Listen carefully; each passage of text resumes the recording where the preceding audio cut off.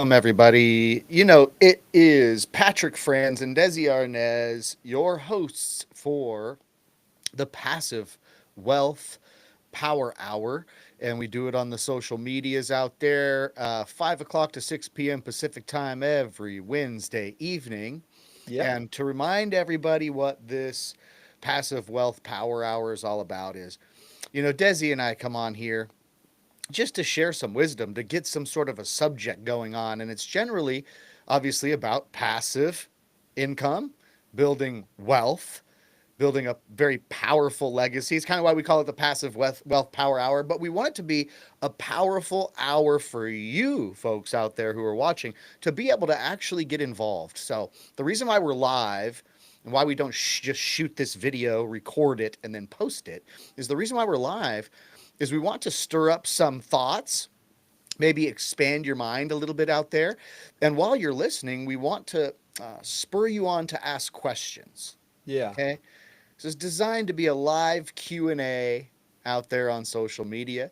So we are going to do our best to monitor those chats and comment sections and those kinds of things. So if you're out there and you're listening and you have a question or a comment about what we're speaking on, please, please, please, we invite you to come in and participate with us. So, today, Des, oh, by the way, this is my wonderful co-host, Desi Arnaz, the Hello, illustrious, everybody. the famed Desi Arnaz. Um, I think the hat is what's famous. It's not me so much. Everybody recognizes the hat. oh no, it's you, it's The you. fedora. The hat's a good look, but it's you, my man. It's you. It's your personality that is so magnetic. But yeah, I thought what we'd talk about today, Des, excuse me, is sort of what's happening with the economy, the United States dollar, the fiat currency, and just kind of what's happening all out there, and hopefully we can give some things or some nuggets today, a little bit, I guess, on a couple different Yeah. things, right? Sort of we can kind of demystify or we can break down the myth of that like set it and forget it 401k retirement plan that we were all sold, and Hmm. kind of demystify that a little bit. Or is that the right word? Not demystify, but kind of, Debunk it or yeah, debunk it, expose the myth in which is set it and forget it and just kind of contribute to a 401k for, while you're working your full-time job, and boy, retirement's going to be great. Kind yeah. of that thing. Um, we can kind of talk about a little bit about passive income, like what true passive income is and how maybe passive income can help people, in unsteady financial times. Hmm. Yeah, I thought we were talking about all that good Good. stuff, right? The cost of living, goodness gracious. Holy smokes, the cost of living. But, anyways, how we have a bunch of different things, right, Des, that we help people do or learn about, uh, to whereas maybe they can hedge against this kind of stuff. Yeah, they can Okay. have a better life. That's really what Yeah. investing is all about in general, is to make a better future, Patrick. Because think about this: if you're not trying to make a better life and a better future, you might as well just spend all your money today. What's the point in saving it, right? What's the point in investing? So yeah, we all want to have a better life next year than we do this year, and 10 years from now than we do next year. You know what I mean? We all want that. And so, uh, what you're talking about today, I think, will literally strikes that chord. It literally strikes that chord. And hopefully, this will resonate with some of you guys that are out there listening and watching to this broadcast. Yeah, and remember, just a reminder again, live Q&A. So if we're sparking up something in your mind out there and you're listening on social media and you go, "Ooh, I got a question about that," or "Oh man, I got a comment about that." Remember to put your questions in the chat. The Passive Wealth Power Hour from 5 to 6 p.m. Pacific time every Wednesday is for just that. We want Yeah. you folks to be able to ask questions, okay? Yeah. But you just said something, Des, that leads me right into the conversation, right? Uh, the save your money for a rainy day theory. You were just talking about, saving money, right, versus investing money. Yeah. And let's open up with that a little bit because over the past, well, let's see, I guess just over only the past 2 years or so, maybe only the past year and a half, have I really, really hunkered down to studying um, economics and fiat currency and all of that good stuff. And what's wild And what we'll start with is the, I guess, illusion is what I'll say. The Illusion. Ooh. illusion of saving money. I want to start with that, Des. The illusion So, of saving money. the illusion of saving So money. what do you mean by that? The illusion of saving money. Let's just go with 100 grand, okay? And I know some people out there listening are like, man, I wish I had 100 grand. And I know other people Yeah. out there say 100 grand's nothing. I got that at the ready, okay? But let's just Yeah. use 100 grand. It's a simple number, okay? For simple math. Now, if somebody the reason I call it an illusion is because it's quite tricky if people don't kind of see around the side here and be able to peek around and see what's really going on. It's an illusion, right? So if somebody takes $100,000 today and they say, well, I'm going to be smart with that money and I'm going to put it in a savings account and I'm going to just let it set because Mm-hmm. I won't lose it, right? I'm not going to Mm-hmm. risk it. I'm not going to lose any money. I'm just going to set it there. And, I know, let's say next year, okay? Just for ease of discussion. Listen, for Yeah. next year, I know that I can go back to that bank account and there's still 100 grand sitting there. Yeah. Okay. And that's the truth, right? So the truth is, if you put $100,000 into a savings account today, a year from now, it's going to be $100,000 still in the savings account. So that is true. Okay. But what I want to lead into is the illusion that exists here. The illusion that exists here is that the $100,000 a year later is still $100,000. This is an illusion. Okay.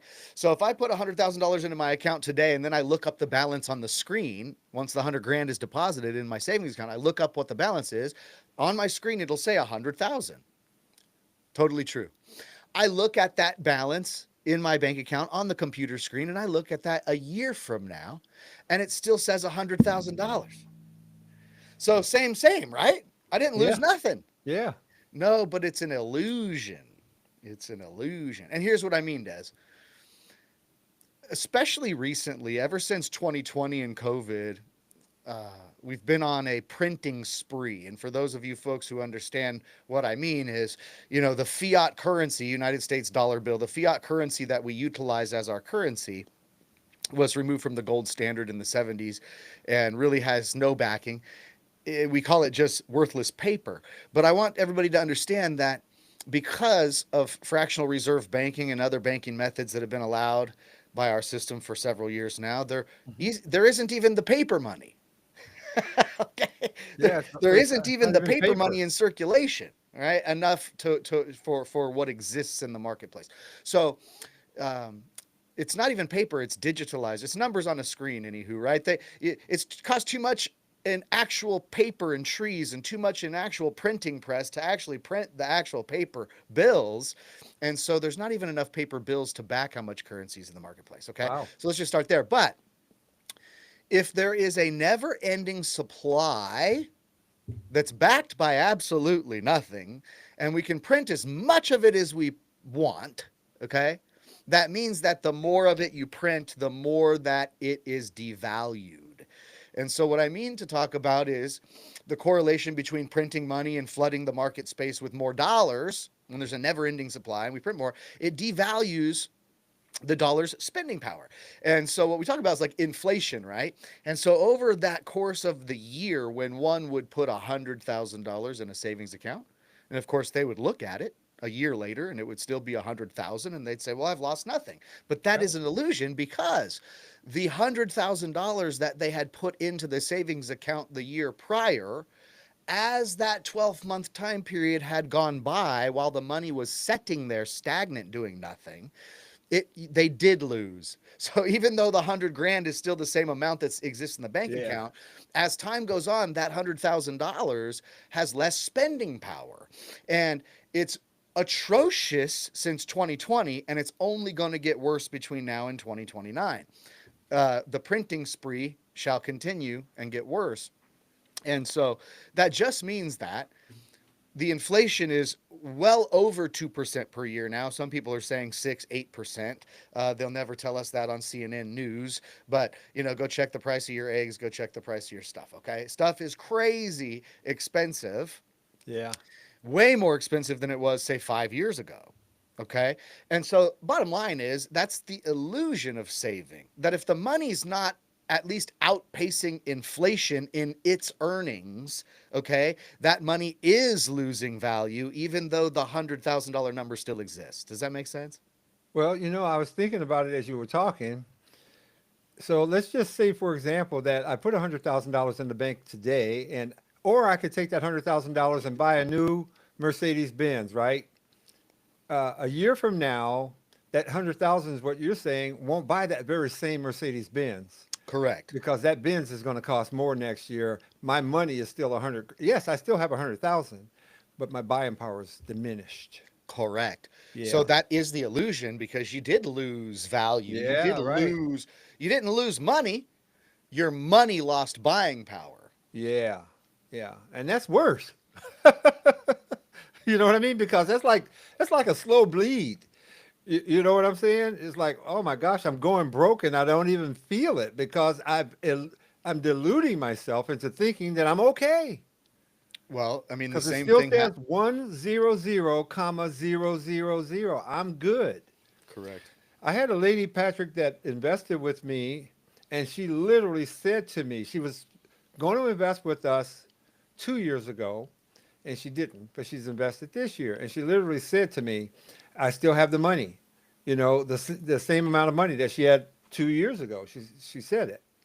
I didn't lose anything. And she was so proud of the fact that she didn't lose anything. And I didn't get into this with her, but it certainly went through my mind. It's like, well, you have lost. And I feel like she's lost in another way. If she had invested that money, wouldn't it be more than $100,000 today with a reasonably secure investment strategy? Yes, and that's the thing too, because even for those of you who are out there saying, "Yeah, but I wish if I had 100 grand to save up and put in a savings account, that'd be a good problem to have." Well, if that's you, well, listen to this. What about income versus the loss of buying power? So, if someone's making $50,000 a year income at their job, okay, Hmm.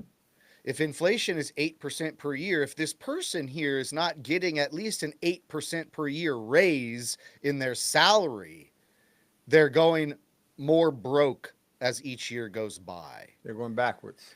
Even if they get a 2-3% raise, which in the corporate world is a high 5.5, isn't it? A 2-3%. Sure. Ooh, you're like, man, you must have done well. You got 2-3% raise this year. Well, you're still broker that year than you were the year prior. So this is a very interesting time that we're in, right? With the devaluing of the existing currency, right? So there has to be a And with the change. So, inflation, you put all that together and it's just really rough. and if you Yeah. guys are out there and you're like, you get it, right? You get it. Type a number one in the comments if you get it, if you understand what we're talking about. Um, you got along with that the rising cost of living, Hmm. the rising cost of living. So if you got wage stagnation, hyperinflation, and an increased cost of living, how does that end up affecting most people? We know how. So what's I mean, I see the problem. I told you've articulated it very well. Okay. So now what? What do you think we should do? What's Well, an for option? first before we get into that, right? First before we get into that, let me just remind you all that this is not legal or professional investment advice that we're giving here, okay? We're just kind of what they call spitballing, right? We're spitballing, but Hmm. because we're spitballing, just take it as that, okay? Out there listening, you don't want to go out Yeah. and go make an investment because Patrick and Desi said something cool on their live. No, no, Yeah. no.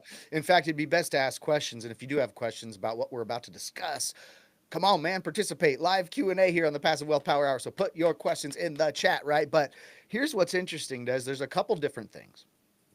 A couple different things. Number one, we can go and transmute our cash, which we know is just the currency, right? Mm-hmm. The United States, just the currency. We can get currency, and rather than keep it or store our wealth in that fiat currency, in which we know is losing major value year after year after year, right? Rather than store our wealth in that, there are some cryptocurrencies out there that are exactly opposite, if you would, of our sort of what inflationary asset, I guess you could call it, Okay. right? Our fiat currency, right? So if we understand why the fiat currency systems fail, Des, and I know that you understand this and you could help me break it down a little bit if you wish, but we understand why the fiat currency systems generally explode, okay? And the main reason, we could go over several different reasons, but the main reason is this, as we discussed earlier, is that our United States paper dollar was taken off the gold standard in the 70s, right? It used to be backed by something. If you look on the paper dollar bills we carry around the wallet, it says Federal Reserve note. You and I know a note is not something of, well, a note is something of value, but a note is a promise to pay later with something of value. Yeah. Right.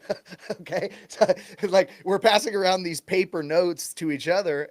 It's our currency that we use, and literally it used to be backed by actual gold, right? So they took it away from being backed by anything. It just became what I like to say is real life monopoly money. Mm-hmm. That's the best way I can put it, right? So now, if we understand that we really are playing with real life monopoly money, that since the last, what, 30 to 50 years has lost 98% of its buying power, and they're about to squish the last 2% of it here with this printing extravaganza that they're about to go on, right? Yeah. Again. Okay. So what we could do is we could just, and here's just a theory, right? A theory, an idea. You could take what you have there, which is your paper dollars that you've collected, right? And rather than, we said, like, store that in a savings account, right? Now you are putting your future value, you're betting your future value on holding something that we know is losing its value. Okay. So that's straight up. We understand that, right? So it's because it has an unlimited supply and you can print as much of it as you wish. And that's why it can't hold its value. Okay. If that makes sense. There's a couple cryptocurrencies out there where we could do exactly the opposite. And so what we could do is take this cash and we could transmute it into something that has a fixed supply and an ever growing demand. There's a little difference. So old fogies like me feel nervous about cryptocurrency, Yes. right?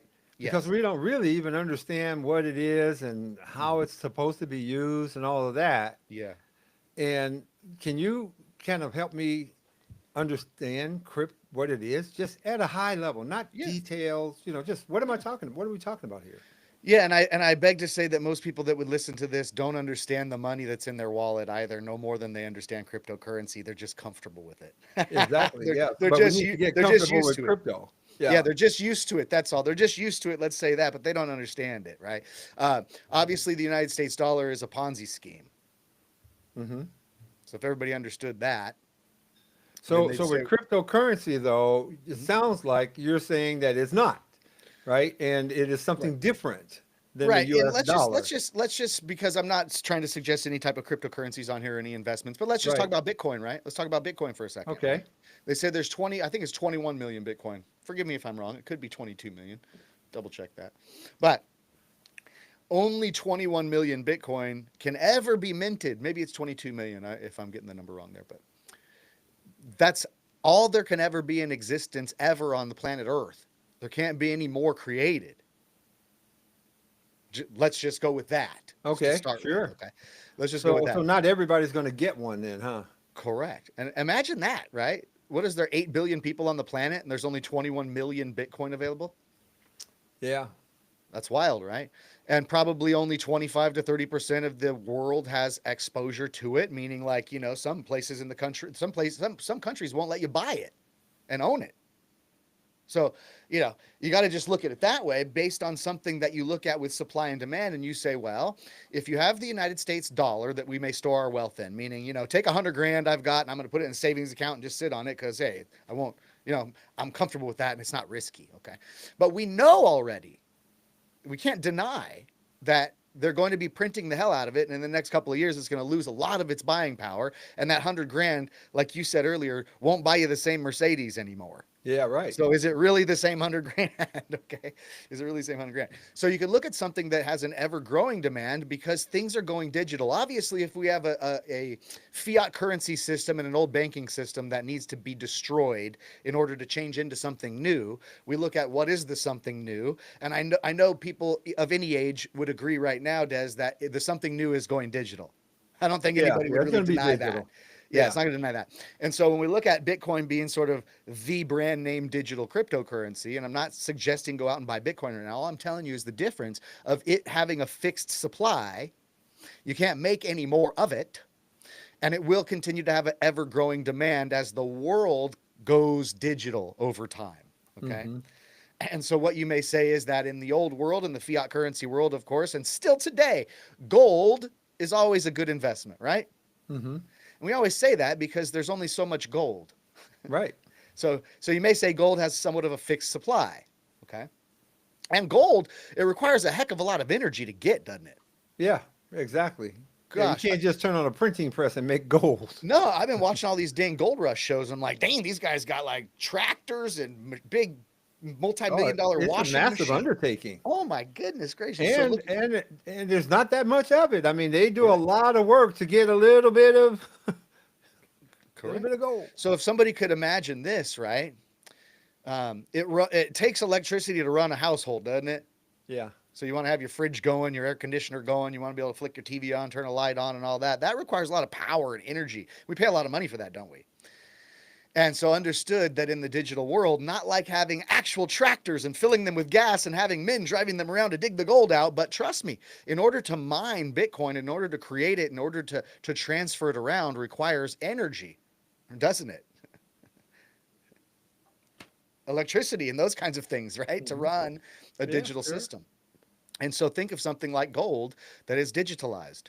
And so that's all I'm saying is for somebody to just understand. You said, oh, for us older folks don't know much about it. Just Yeah. think of Bitcoin as being sort of digital gold in which has a fixed supply and ever growing demand. And it's not going anywhere because as the old archaic banking system makes its change here, it is going from old facsimile paper, old train tracks to very fast, clean blockchain digital So infrastructure. so you're saying Bitcoin could at some point be a form of Yes. uh, money that we use to exchange, to make exchange, to do deals and buy Yeah, well, stuff. it's kind of like, well, no, I don't think so, in my opinion, because it's kind of like saying, do I think that people are going to start taking little chips of gold into the grocery store and handing over their gold to buy groceries? No. And I don't think many people will use Bitcoin as a means of exchange or currency. I believe that Bitcoin now becomes a digital store of value like gold. So it Oh, I got becomes you. digital gold. Yeah, Yeah. because people want it. Yes, ever growing demand and Gold has a fixed up. utility. You know what I mean? We Yeah, can use gold to make chains, and we use correct. gold to make computers. Put it into our electronics. Bitcoin has no utility that I can think of. Maybe that's what I'm missing. I'm trying to say, why What would anybody utility want does Bitcoin? What utility does Tesla stock have for you? Is my What question. utility does, well, Tesla Well, stock we is know never Tesla. going We to, know Tesla company. We know Tesla yeah, company, and what they do as an operational company has a value. right, But the actual stock you own, right, is just right, a percentage of that company. If right, that company does really well, then your percentage will go up. Correct. right, right. If So the company does well, because yes. the stock is part ownership of the company. Correct. So now think of you owning a percentage of Bitcoin, right? And Hmm. Bitcoin acting as the Tesla company, but Bitcoin is like gold. It's almost an industry. It's an asset class on its own, just about. Yeah, So, yeah. so And do that's you what know I mean to why? say is, if you have a fixed supply, see a stock, then if it does well, the company has to do well. The company has to report better earnings. The company has to come out Right, with a better car, better this, right. continuation of being better. Bitcoin just has to exist and it has to have just that fixed supply with an ever growing demand. And those two things combined says that generally Bitcoin will continue to go up in value over time. Yeah, it's Right. it's just it's because of the demand, the preference of people. If that Correct. preference changes, then what happens?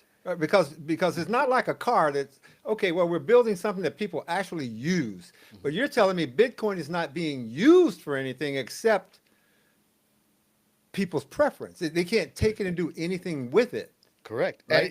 And the big hype behind it was that you were gonna, spend it, right? That Yeah. old story of the guy buying for like 650 Bitcoin at one point. He bought a large pizza for like 650 Bitcoin.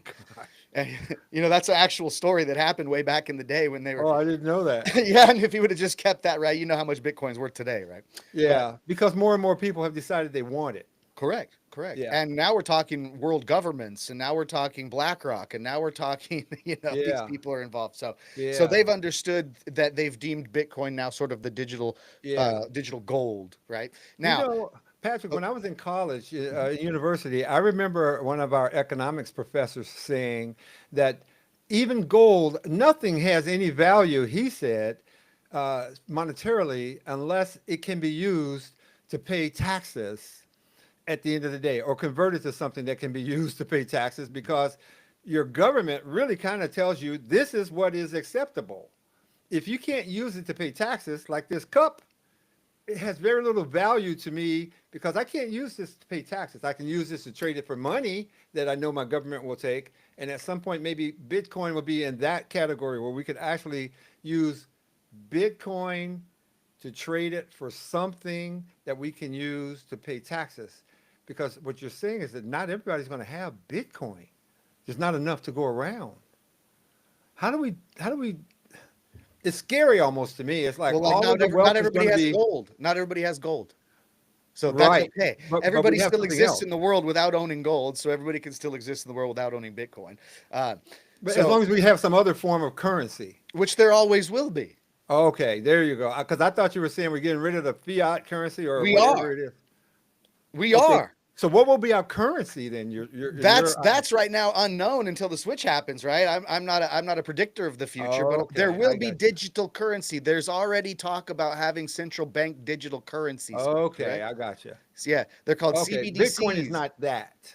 They're called well, Bitcoin. No, Okay. Bitcoin is totally decentralized. Okay. That's why people like it because it's decentralized. They can't Yeah. make any more of it, and no government controls it or owns it. That's why. Yeah. That's why it becomes digital gold now. You see. Yeah. Yeah. And so, the currency that we use as means of exchange, that can be just about anything, right? They have what they call stable coins now that are backed by things like the old gold standard. So when the United States paper dollar was backed by gold, it was worth something, right? Sure. So what about if they have a digital currency? That digital currency is backed actually by something, then it reintroduces the strength of the United States dollar There we go. from back Okay. then, right? So if we Okay. have US treasuries, the bond markets, gold, and those things backing a what we call a stable coin, the reason they call it a stable coin is because it always remains the same value. So therefore, as you know, a dollar remains a dollar, a $20 bill remains a $20 bill. And so these digital currencies will be the same darn thing. It's the same darn thing. It's just Okay. you won't have a paper one in your wallet to hand to somebody, Okay. if that Okay. makes sense, right? It'll be the Yeah. same darn thing.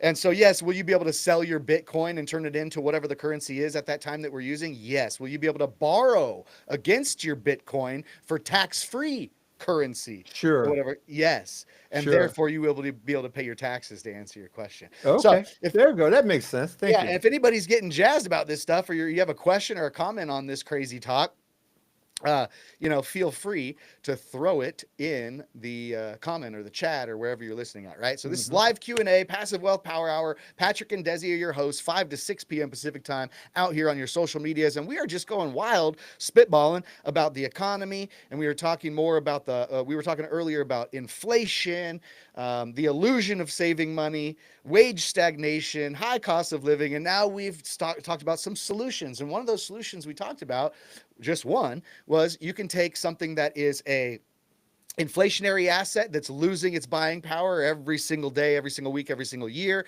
In the next 3 or 4 years, that cash is going to lose a heck of a lot more buying power as they turn the so-called printing machine on.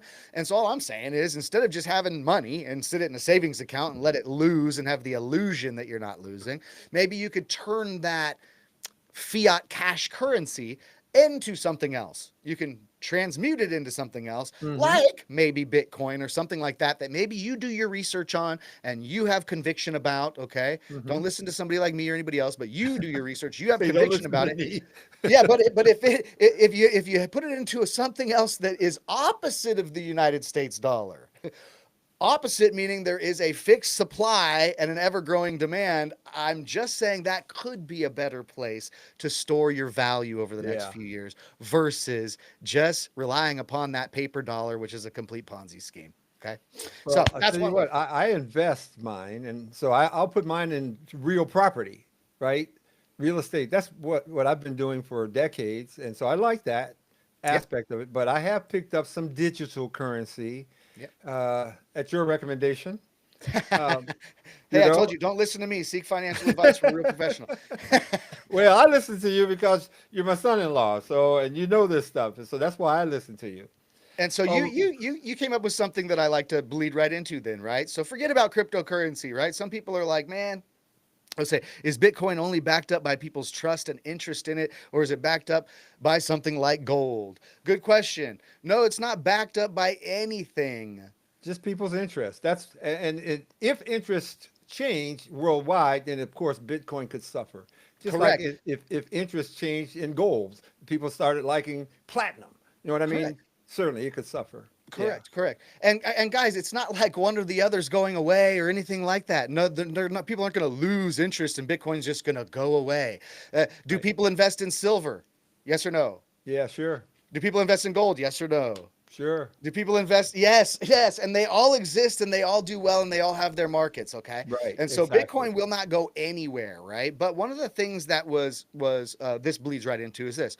Yes, I suppose then you could say, or the right way to put it is that Bitcoin doesn't have any intrinsic value to the actual marketplace, except for people believing in it and having it deemed a digital store of value and so forth, right? And we can't say that it was the first decentralized cryptocurrency. Yeah, So when we talk about decentralization, that's what makes it valuable, Des.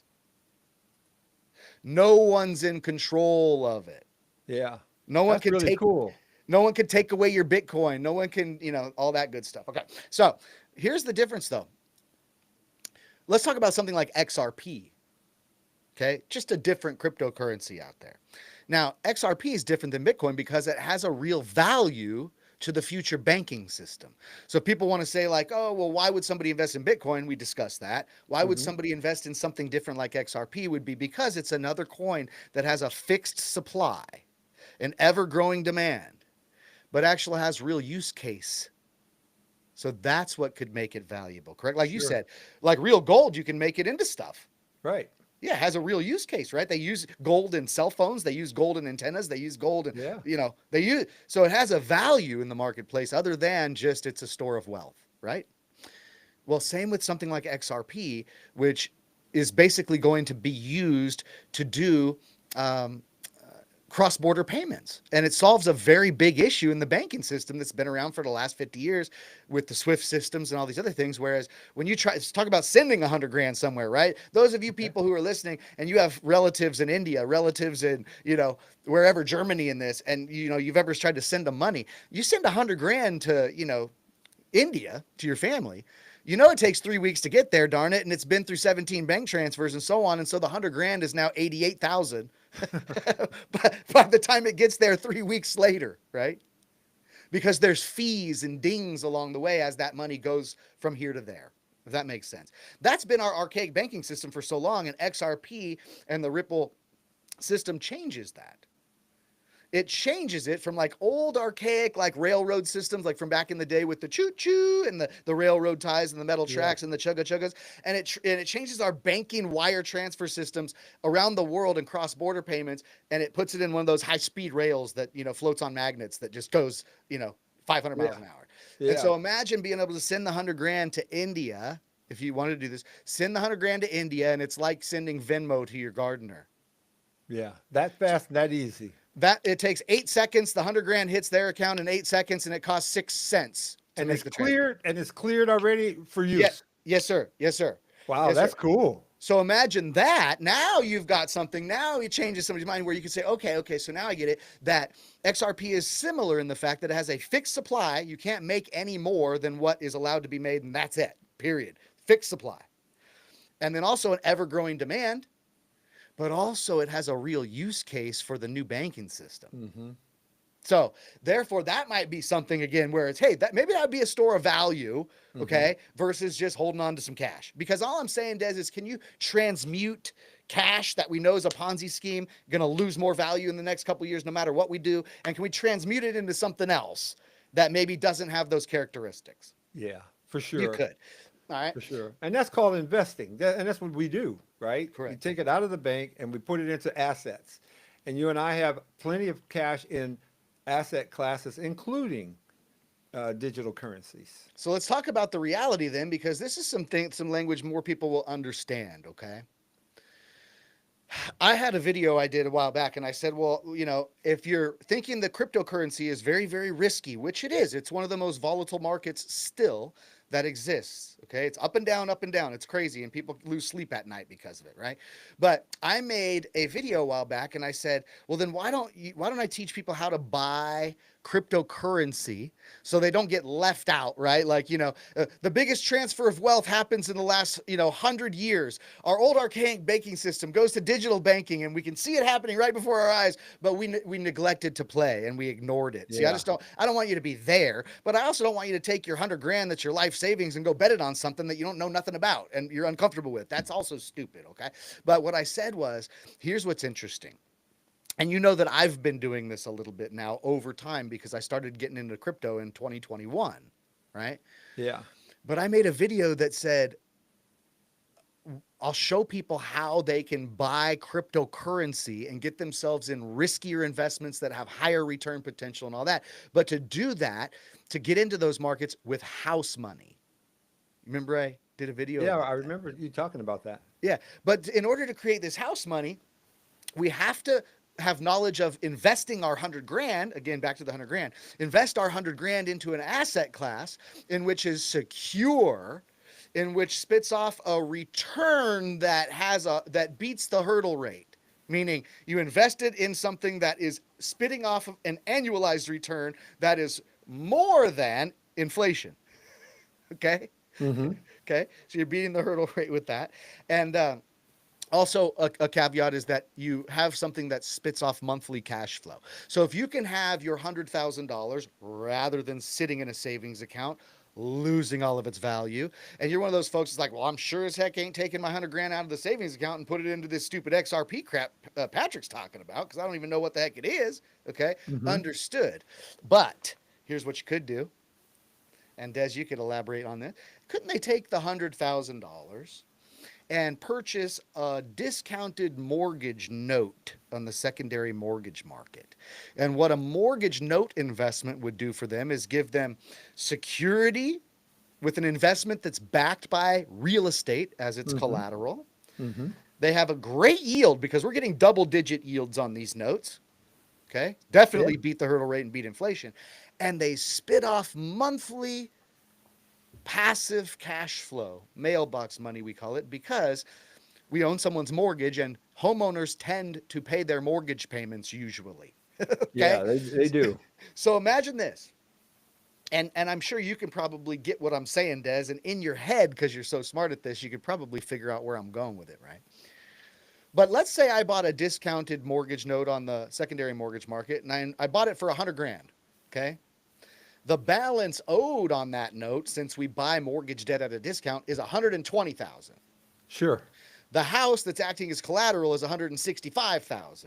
Okay, so we're investing our 100 grand to buy $120,000 worth of debt that's backed and collateralized by a $165,000 house. Does that make sense numbers wise? Yeah. Okay.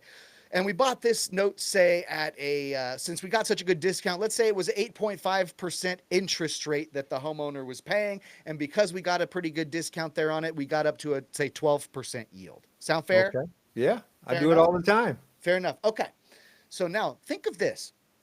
And I'll let you kind of see where I'm going with this, Des, see if you can explain it to the people listening. But I buy the note for 100 grand. I own the note for 2 years. Okay. And that means I collect 24 monthly payments. So monthly cash flow hitting my mailbox every month for 24 months. Let's call it a $100,000 note to the tune of, $900 a month, Des, right? Okay.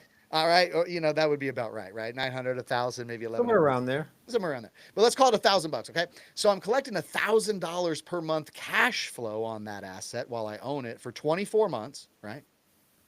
I bought it for 100 grand. Remember that?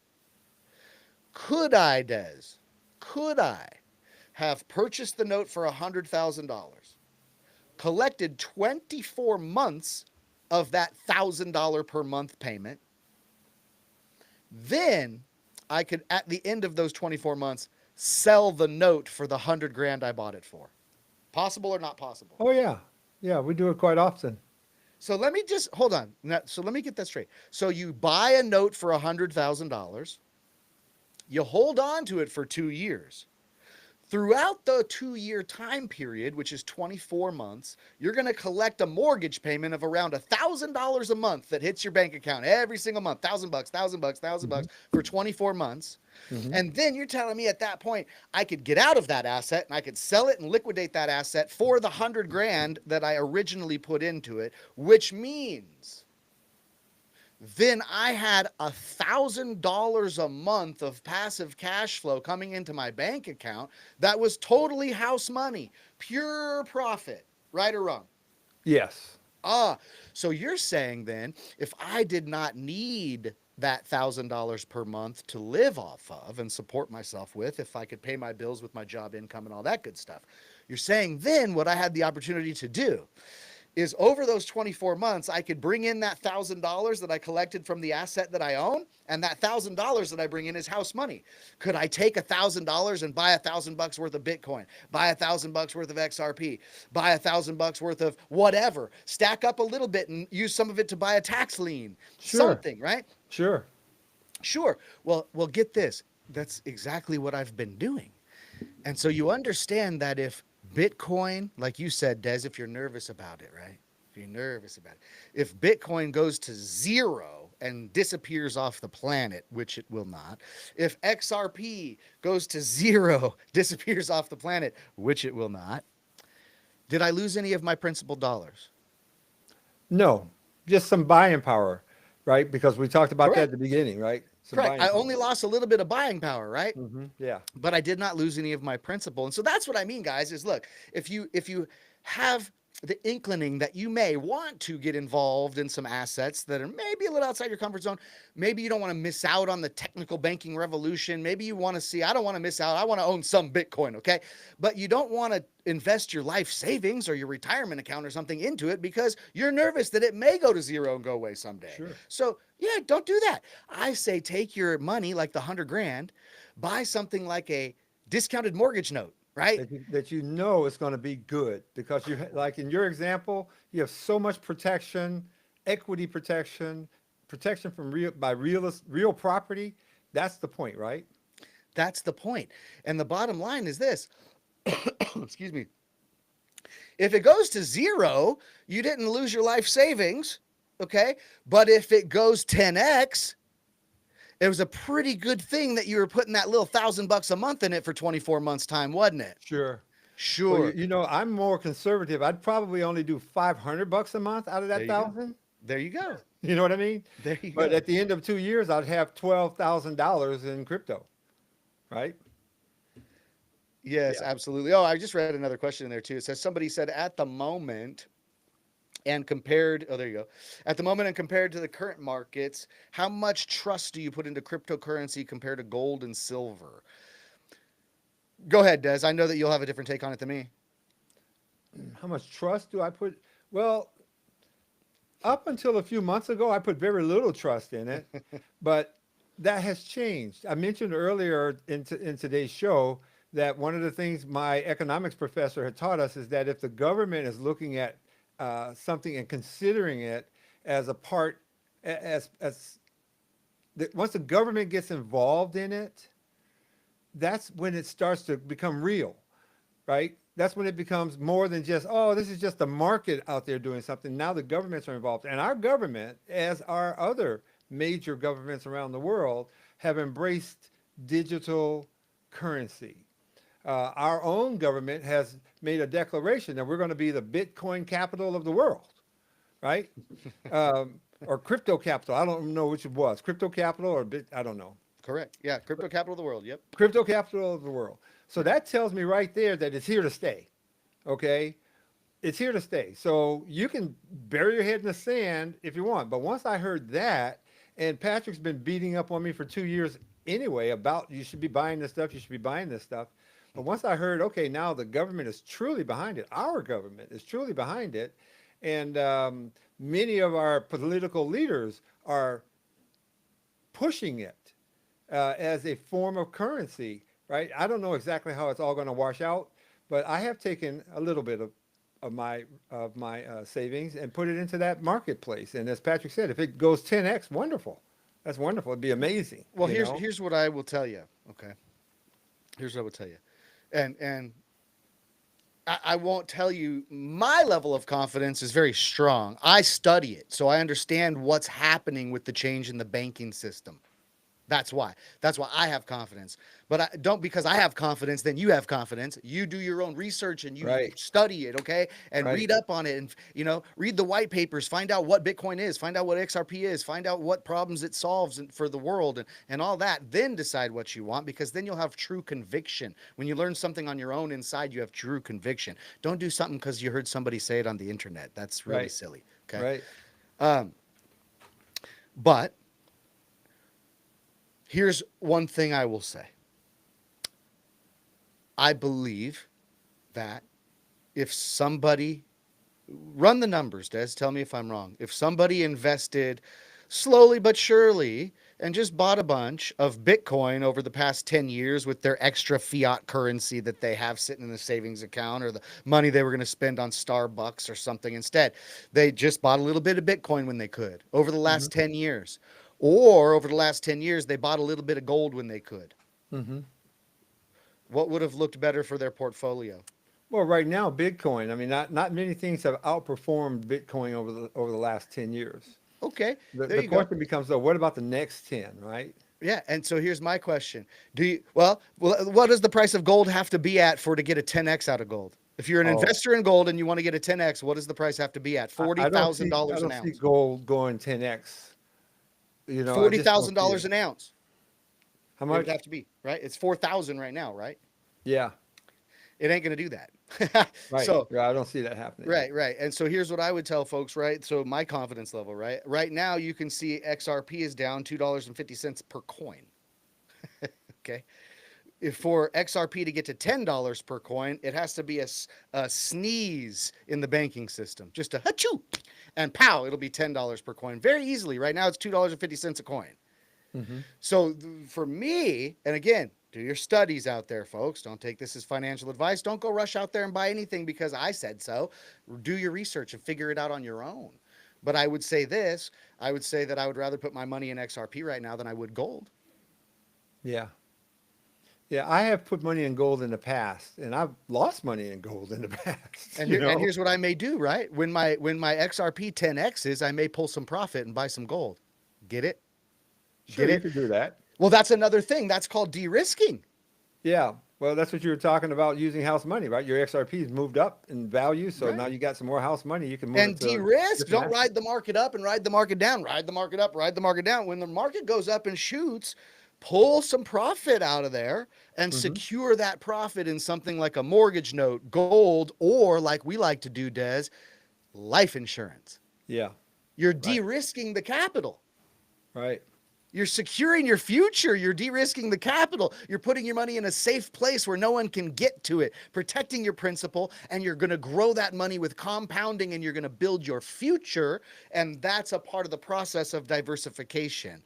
Okay. I don't say anybody invest all their money in cryptocurrency and that's where all your money is. Nope, bad idea. Don't everybody invest in the stock market. That's where all your money resides. Don't have No. all your money reside in real estate. No. Desi, you had a lot of money residing in real estate and got wiped out by the crash in '08. So real estate's not Correct. always awesome. That's correct. Yeah. So how about diversification and understanding how to pivot and play the markets, right? So that's all I'm saying to you folks is that it's good to be diversified, to have an education about what cryptocurrencies you may want to be convicted about, but also understanding how to de-risk if you do make it big in crypto. How do you de-risk that, not ride the train back down in the bear market? How do you de-risk? And how do you put your money in things that will not only be secure, protected, grow, and compound, and be there for your future? That is very important to do, right? We have another question from Rezombie here, Patrick. So I'm going to pop that up on the screen. In both of our opinions, what do I see as the most significant challenge or opportunity for cryptocurrency adoption in the next 5 to 10 years? Well, I see the challenge as being most people are asleep at the wheel and will be consumed by it and not own any of it. That's what I think will happen for sure. I can guarantee you 90% of the population will never own any cryptocurrency, but they'll be using it consistently in their lives daily. How's that? So the world's going to be digitalized. Period. End of story. Everything's going digital. The banking system's going digital. It's all going blockchain. Period. End of story. We're not going to be able to prevent that. So, do you want to get ahead of it? Do you want to front run some of the larger institutions in the world, which we never have an opportunity to do? Do you want to get ahead of it? Do you want to own some of the new system? Or do you simply only want to be controlled by it? Because we're all going to participate in it. Yeah. So that's what I see as significant challenge, is that it's happening right now. And most people that I speak to don't even know what XRP is when I mention it. That's scary. Right. That's really scary. They don't even know what's going on. And so that is a big challenge, is that the institutions will win once again, and the BlackRocks and the JP Morgan Chases of the world are going to get way richer and have more control over the mass population, and which is only going to get more poor, because people are going to put their value in cash. They're going to put their value in cash. They're going to lose all their spending power. Their wage increases per year are not going to outpace inflation. So they're going to be more and more broke as time goes on. Period. End of story. This is happening right now. Okay. Mm-hmm.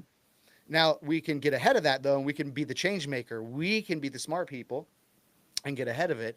And that then would be the opportunity. Yeah. So here at the Passive Wealth Power Hour, that's what I'll tell you. The opportunity is that we have the opportunity that is rarely seen, which is us as regular people have a chance right now to front run the larger institutions. Yeah. They haven't done mass adoption yet. When they do, it's over. They got it. They're going to control it, and they're going to price people out of this stuff. Guys, you can buy an XRP coin for near $2.50 today. Okay, $2.50. Come on, Starbucks coffee costs more. Okay, now I'm going to ask you. People could say out there, well, I'm not really that rich and I don't have a lot of extra money in that. Okay, so if it's $2.50, Des, you're a mathematician. $2.50 a coin. You have an extra $100. You buy $100 worth of XRP. How many coins does it buy you? 25, right? Okay, then let me ask know. you this. What about 3 years from now when XRP is $1,000 a coin? I'm speculating, guys. Speculating. Sure. But XRP is $3,000 a coin, and you got $100. Yeah, right. Okay, you're going to buy a fraction of a coin. Like people right now are buying a fraction of a Bitcoin, because Bitcoin's up to 110 grand a coin. You used to be able to buy a whole, $110,000 per coin for Bitcoin. And I saw Bitcoin first when it was $600 per coin. And right? It's $100,000. $110,000 per Bitcoin. So again, if I have $1,000 to invest, and I would have invested the $1,000 into Bitcoin in 2015 when I saw it, and it was $600 a coin, I would have owned a Bitcoin and a half. And right now it'd be worth $170,000. Wow. By me just owning it since then. Okay, you understand that? For $1,000 would have grown to 170,000. I would have owned a Bitcoin and a half. Now, if I want to own that same Bitcoin and a half, I'd have to invest 170 grand to get it. Yeah. So think about that. That's not only opportunity and challenge combined, to answer the question of our watcher. Opportunity and challenge combined means that, of course, right now we can front run the institutions. We can buy a bunch of this stuff up with our extra money, as much as we can possibly buy. Just if you have extra cash, right, you can just buy some. Transmute, the fiat currency that we're just going to ruin the rest of its spending power here in the next couple of years. Transmute it into something that has a fixed supply and ever-growing demand. Try that, see what happens, right? But point of the matter is, $2.50 per coin right now. How many can you buy for $1,000? Holy cow, 250 coins. Okay. When it's $1,000 a coin, the retail market, like us regular folk, you understand? When it's $1,000 a coin, us regular folk gets priced out of the market. Just like we are in Bitcoin. Just like you are in Bitcoin. Well, I wish I could own just one Bitcoin. Well, you Yeah. got to have 110 G's to get it now. Yeah. Okay. And I just feel like, as we may look back, Des, and I know this got down a cryptocurrency conversation a little much, but we, all of us, including you, Des, and everybody listening, can look back and say, I didn't know what Bitcoin was though. And it was this Right. new digital money stuff, and I didn't have no Right. confidence in it. And Right. and in the meantime, we were okay having confidence in fiat currency that was removed by the gold standard in the 70s, and we were still just fine saving it as they printed it and devalued it and Ponzi schemed us out and did, fractional Yeah. reserve banking and lending at the Well, banks. And it's because we can do something with it, right? I right, mean, we I just can do, take yeah, this because we can do fiat something money with it. Yeah, we and can I do can do something with something it. with it. But I get but my hold on, but hold Bitcoin. on, but hold on, Des. If I bought $600 worth of Bitcoin in 2015 and it was now worth 170,000, could I sell $10,000 of it, turn it into that paper stuff you No, no, just I held up, understand and that, but okay, and when go it pay my was bills with six it? hundred So, dollars, so when it all I'm was, saying is this. So all I'm saying is this. uh-huh. There will be a time soon, and you could, I love for these to be recorded. It's so awesome. I love for it to be recorded because people can call me out on this in, a few years or whatever and say, oh, remember that video you made, man? You were talking all that crap.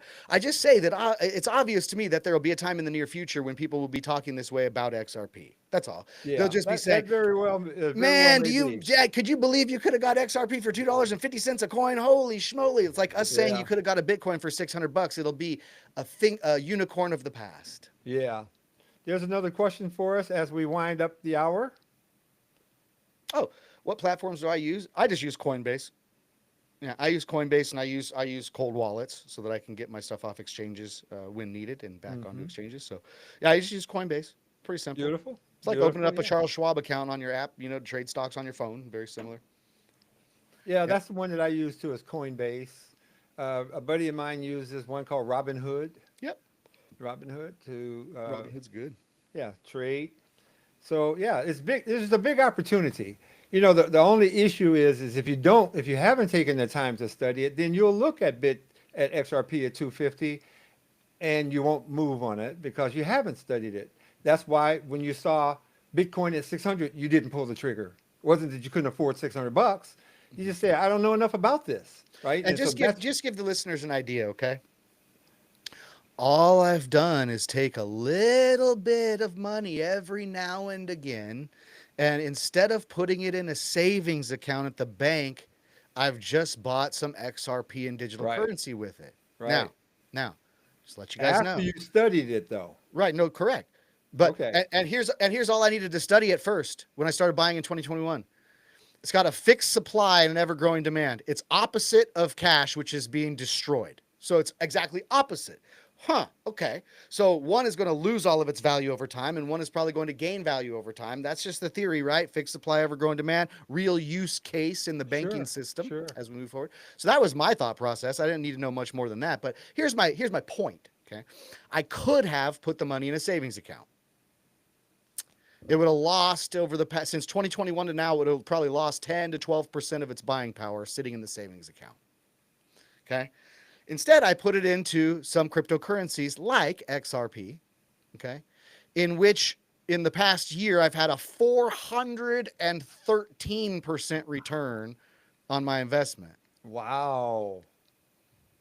That's fantastic. Now, can I pay bills with my XRP? No. But my little investment that's growing 4 to 6 times, four Yeah, times, you can cash out some of it I can cash out some of and pay it. bills And here's if you what's want cool, to. I can borrow against it. So we'll end it at that, right? Some people say, I will never, ever in my life sell my Bitcoin. I will never, ever in my life sell my XRP, because if it is what it says it's going to do, and it's got that fixed supply, it's got an ever-growing demand, real use case, and they say it's going to be $20, then $50, then $100, then, if that's where XRP is going to go, some people say they'll never sell it Sure. that what they will do is utilize it for leverage, because guess what? When you borrow money against assets that you own, it's tax free. When Right. you sell cryptocurrency, it's a taxable occurrence. And so I know so many people, Des, that'll ride the wave and then utilize the value increase of their Bitcoin and XRP in order to borrow against. That's smart. There you Yeah, have it. that's smart. It makes a lot of sense to me because first of all, you get that capital working to work with, and it's tax free, and your underlying asset continues to appreciate or do whatever the market's going to do with it. You know, I'm a fan of that. And last question here, Patrick. I will pop this in to the chat. Which coins It's from have you Rezombie. personally been your personal favorites to invest into?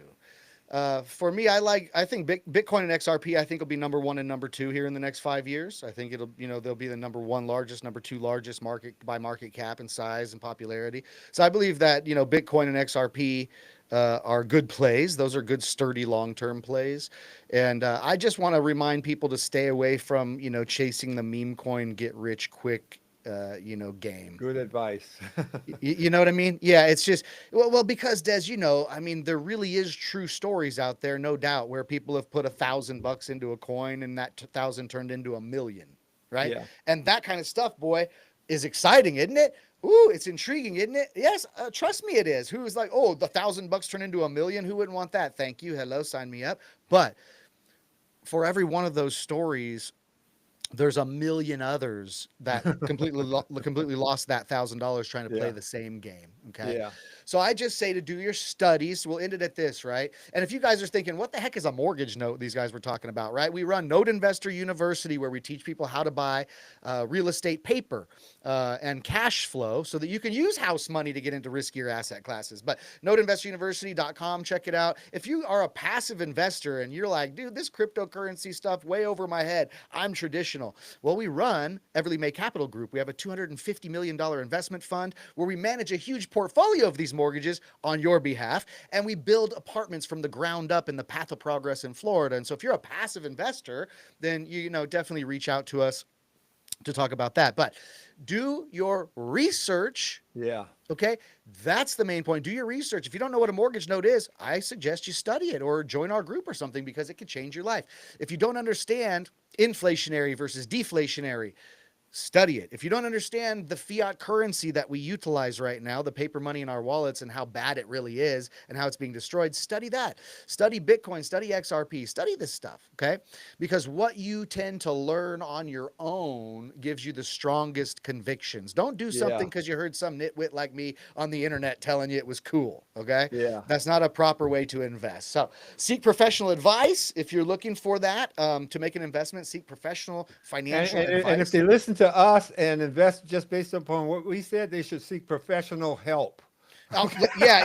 Then you deserve to lose your money. No, I'm kidding. Seek no, help. no, don't wish any bad on you. But look, No. the idea is this: study up, get your own convictions, learn what's really going on behind the Yeah. scenes, okay? And then you can get ahead of some of these big institutions for once in our lives. And perhaps you just do it with house money. Let us teach you how to put your money into our fund. Let us teach you how to put money into a mortgage note. Let us teach you how to secure your principal so you don't have to like lose sleep at night, but also how you can maybe take a little bit of this cash flow and dabble in some asset classes that you certainly don't want to sleep on, but you also don't want to risk your life savings on either. Right. Beautiful. Well said, Patrick. Another great informative program today. Thank you so much for all of the words of wisdom and the insights that you shared today. It's been fantastic. And so I want to thank all you guys that have joined us here today for the Passive Wealth Power Hour. Share this video.